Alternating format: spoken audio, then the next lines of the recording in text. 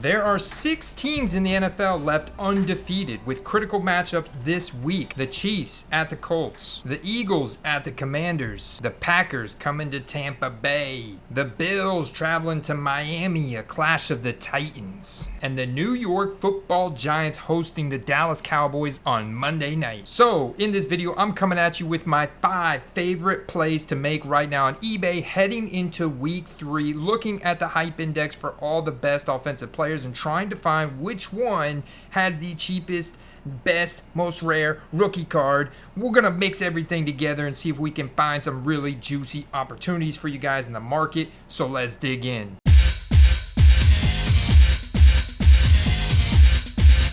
Alright, so we're going to start off by looking at the wide receiver hype index, and we're going to just zoom in up here at the top and see what we could find.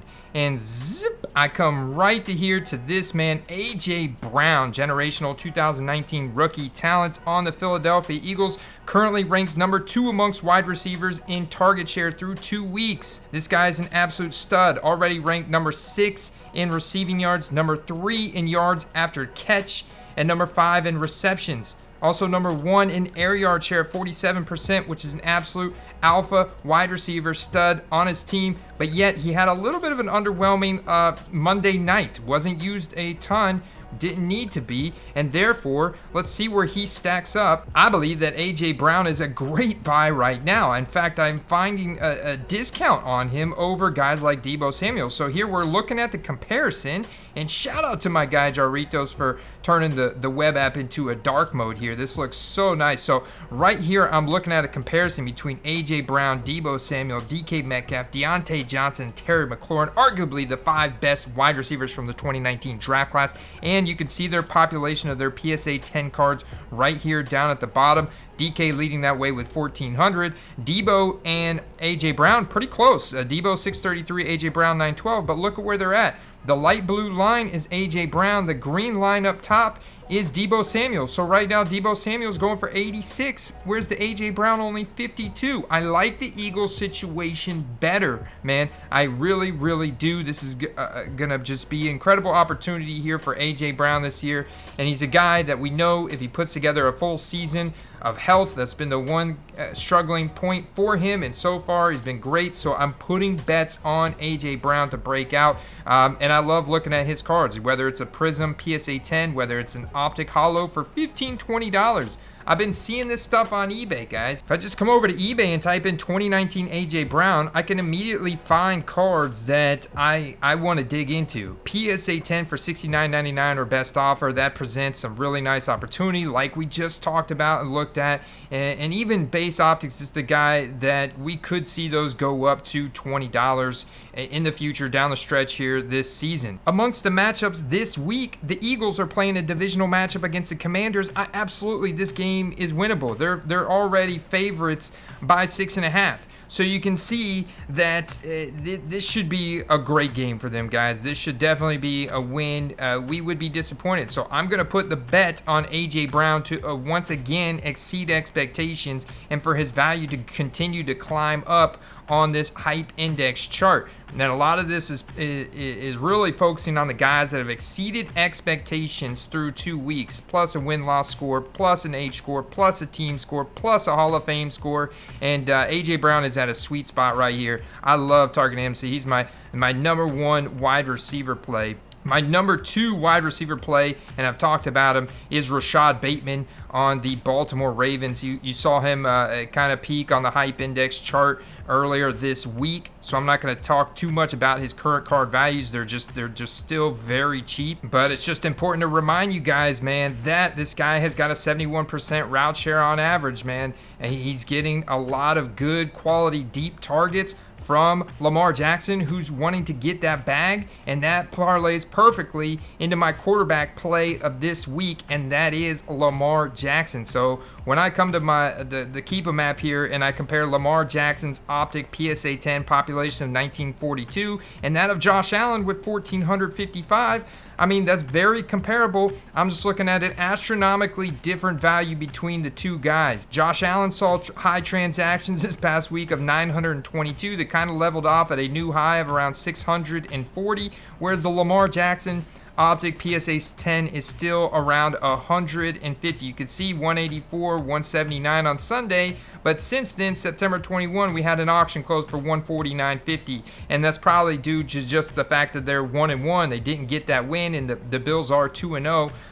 There has been an accumulation of a massive fan base and chase for Josh Allen cards, and you guys saw the PSA about the reprints from 2018, so definitely watch out for that. But when I come over to eBay and then I'm like, okay, let me see what kind of Lamar Jackson stuff I can find, and of course the base Donruss rated rookies are going to be very liquid. What you want to be cognizant of here is the ceiling for these cards and what these could potentially go up to. So whenever I look at, for example, an Optic PSA 9 that's selling for $70 or best offer. This is a great card if I can get it for around $60. Okay, and now you have to take into account this is a new seller, but it's 100% positive. Another card, you guys saw that I just sold this card for $125. So here it is, $95 or best offer. If I can come in here and swindle this card from this guy's hands for about $80 to $75.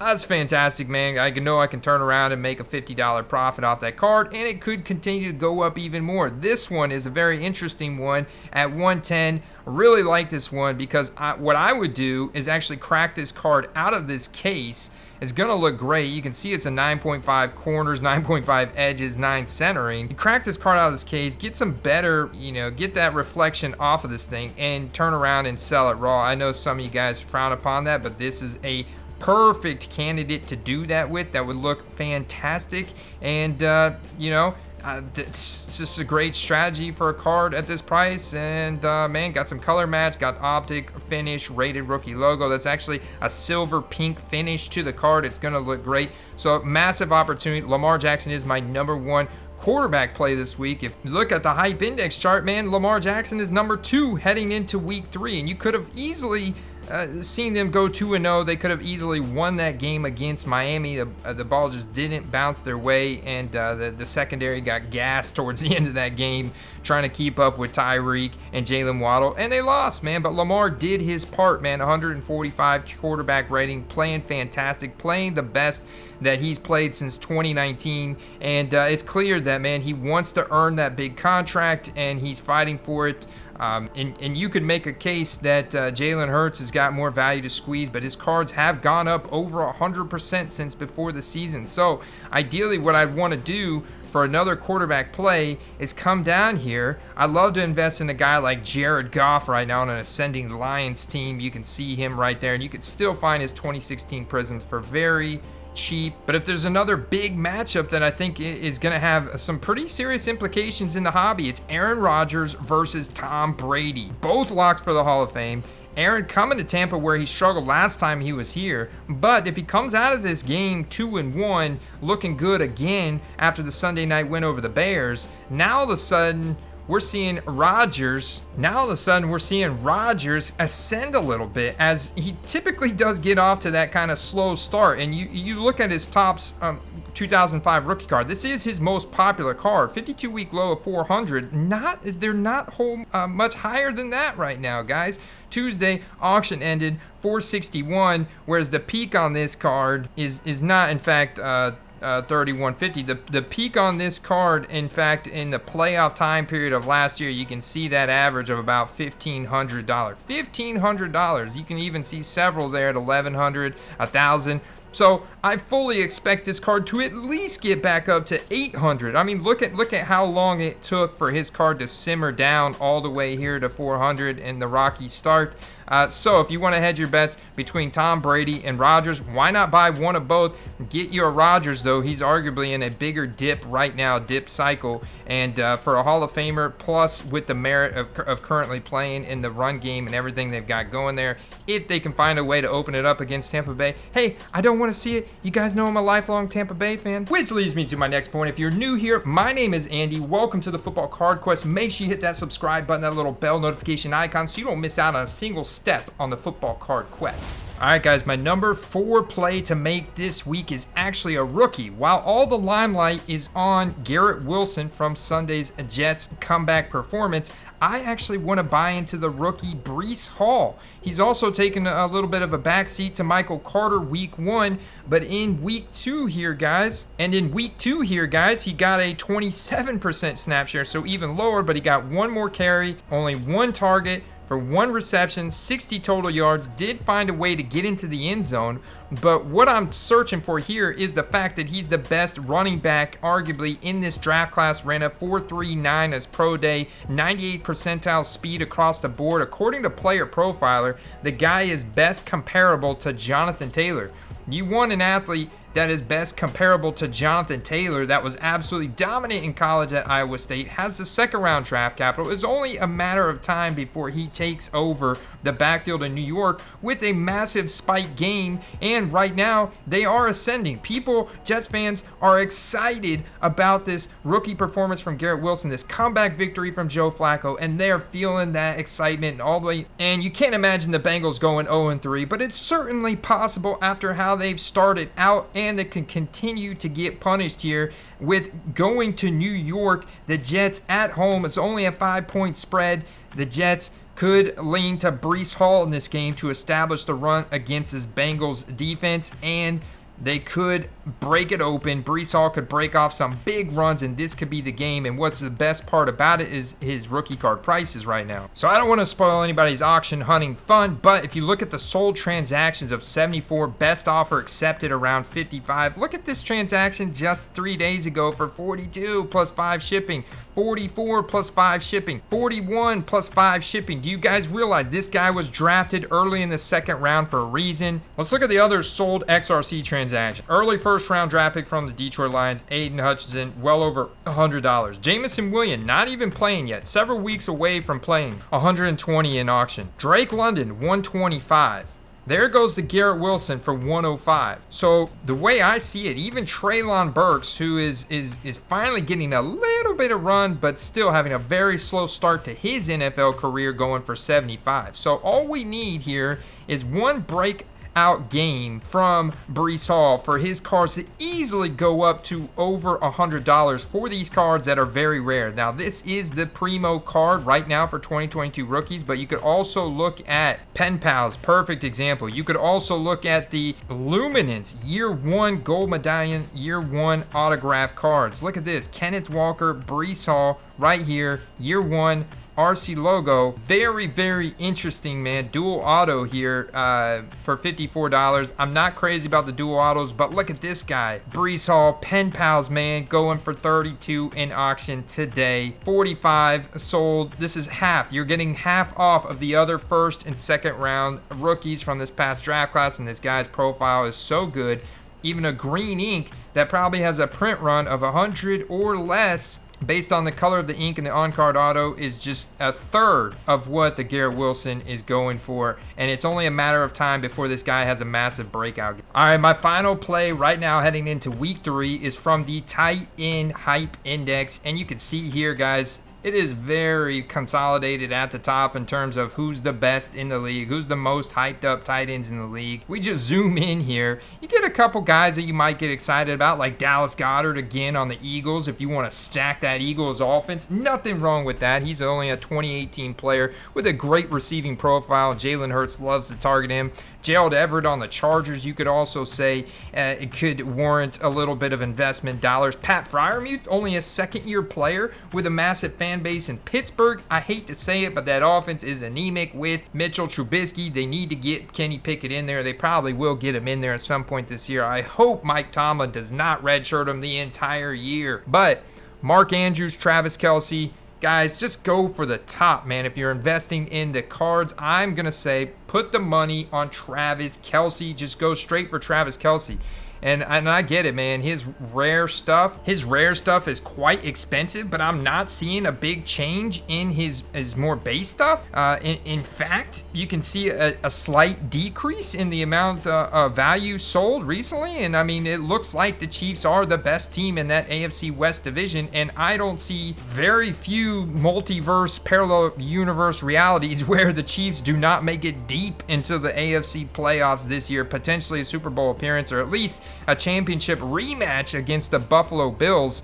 And so, I mean, divisional rematch against the Buffalo Bills. And so, I mean, look at this, guys. I mean, he definitely warrants it. He's a lock for the Hall of Fame. He's still playing at extremely high level. Favorite target of Patrick Mahomes. Racking up production, man. Knowing how to get open, get touchdowns, and you just have some nice scarcity around this product. Of course, the most popular is the Topps Chrome. So I come in here and I'm like, okay, what's the 1 year trend on this guy, man? He's still down from where he was at the playoffs. The PSA 10 was $200, so I'm absolutely going to expect that card to get back up there. 52-week low of 77. They really have not gone up a whole lot more. You can see the buy it now on Sunday for $120, or last Tuesday for $130, but here an auction that ended Monday night in the sea of over. Dude, it's insane. So if you come in here to the Keep 'em app, and if you guys want to get access to this, you can get access to this at any of our tiers through patreon.com/footballcards, amongst accessing our Discord server, giveaways, bonus videos, articles, all kinds of good stuff. But look at this data right here, man. Monday, September 19th was an all-time auction for graded football cards only of 1,900. But I actually went and looked one Monday, and there are just tens of thousands of even raw football cards ending Monday night. So there's not a reason for the buy it now volume to really go up a lot. This is really being driven by some exponential, impulsive decisions of people gotta have it right that moment and can't wait for an auction to end, because obviously when there's that many auctions ending on Monday night, that's when you're gonna find your best deals. And the Chiefs are set up to smash the Colts. The Colts could not put up a single point against the Jacksonville Jaguars this past week. They tied against the Houston Texans the week before. Do you think this is the week they come alive against the Chiefs? I think they've got to have some positive regression in terms of putting up some points on the board. So they probably score some points here. I think Michael Pittman's back at practice. That's going to help them out a lot. And hopefully they had changed their play calling, adapt their game plan, and put up some points against the Chiefs and make it entertaining, make it fun, so that Patrick Mahomes has got to hit Travis Kelce for a bunch of yards and touchdowns. But if I come over to sold Travis Kelce transactions right now on eBay, I mean, you pretty much have a ton of different cards for him on the table. But if I can get a Topps Chrome raw card for $15, I'm going to do that, dude, because this is a 2013 card. Gives me potential to grade this card. And I know that those 10s have right now 100, and they can go up to $200 resale value. So if I can come in here and get a raw Topps Chrome for under 20, I'm going to start stacking those up in my collection and just building a little Travis Kelce cachet. Even the 2013 rookie scores, these are nice, man. They're pretty popular as well. You can see a lot of people buy those for around 10. They just have room to go up, man, as Travis Kelce is arguably the best tight end in the league right now, and also with his Hall of Fame marker score so high, it's a no-brainer, man, and values should continue to go up throughout the season into the playoffs, and I want to buy into that ascension. All right, guys, let me know in the comments section below, who do you got this week in between the Tampa Bay Buccaneers and the Green Bay Packers? I want to hear from you guys in the comments. It's okay. I can take it, man. The only way I hear from you guys on how we make this show better, and I love to hear you guys' predictions and with some analysis. You got some analysis, drop it in the comments. Let me hear from you. The only way I can hear it, good, bad, or different, is in the comments. I'll see you there. I'll see you in the next video tomorrow and live Friday morning. Peace.